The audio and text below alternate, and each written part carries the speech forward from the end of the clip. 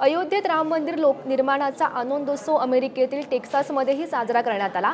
मूळच्या कोल्हापूरच्या आणि आता अमेरिकेत असलेल्या आरती मंडलिक यांनी टेक्सासमधील हा सोहळा पुढारीच्या प्रेक्षकांपर्यंत पोहोचवलाय। पाहुयात त्यांनी पाठवलेला हा रिपोर्ट।